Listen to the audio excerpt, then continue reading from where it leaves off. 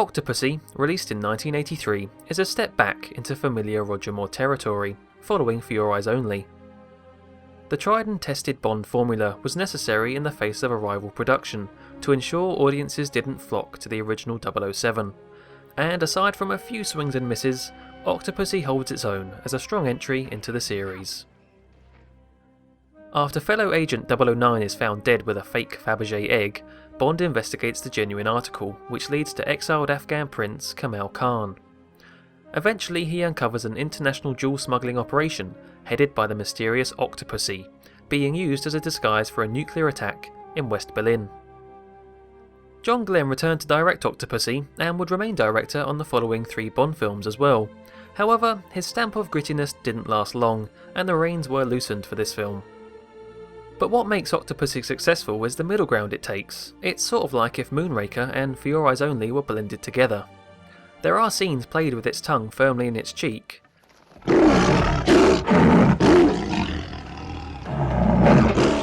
Sit.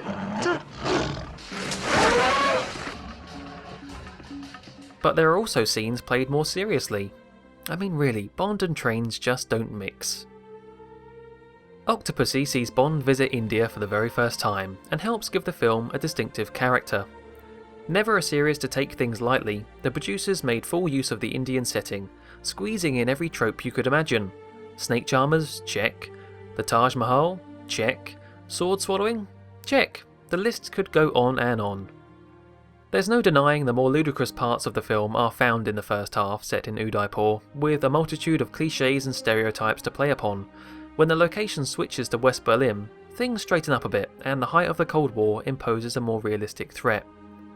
Okay, many like to criticise a clown-dressed Bond, but the bomb scene is a brilliantly chaotic one.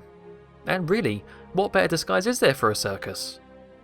How he managed to get his makeup so perfect in less than 5 minutes, however, is another matter.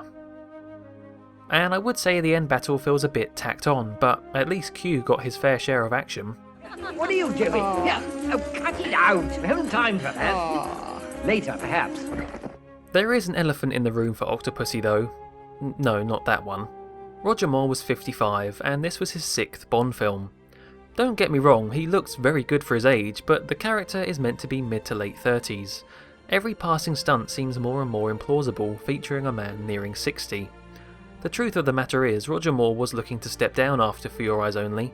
Screen tests were done with new actors, and if you ever wondered what an American Bond would be like, James Brolin was one of them. But I think my mouth is too big. It's just the right size. For me, that is. However, the impending release of Kevin McClory's own film prompted the producers to re-contract Moore, in the belief an established Bond would fare better against Sean Connery. Ultimately, it was a smart decision. I mean, who better to dress up as a gorilla than good old Rog? The rest of the cast are a mixed bag. Maud Adams is back from the dead after playing Andrea in The Man with the Golden Gun. Her portrayal of Octopussy is good, though for being the eponymous character, she's given very little screen time. The villains are a bit more diverse.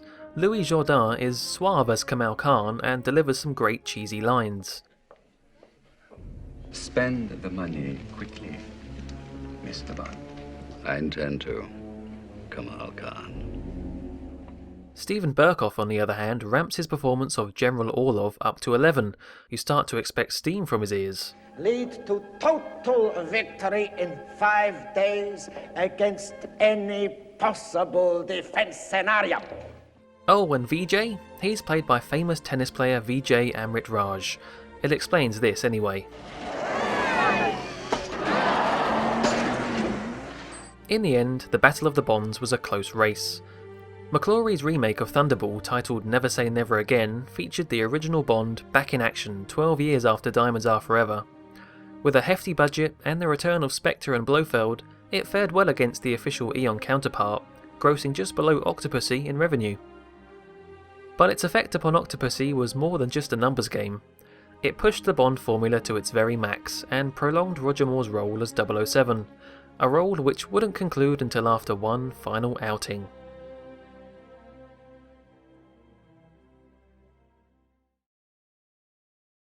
The bid is £450,000. I have 475.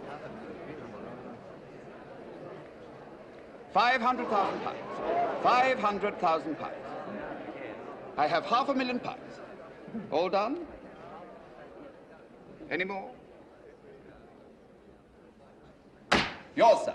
£500,000. Well done, well done. Do I get £85 profit? Is that £85 profit? Oh, thanks to Kate. Well done. Kate, well, that is brilliant.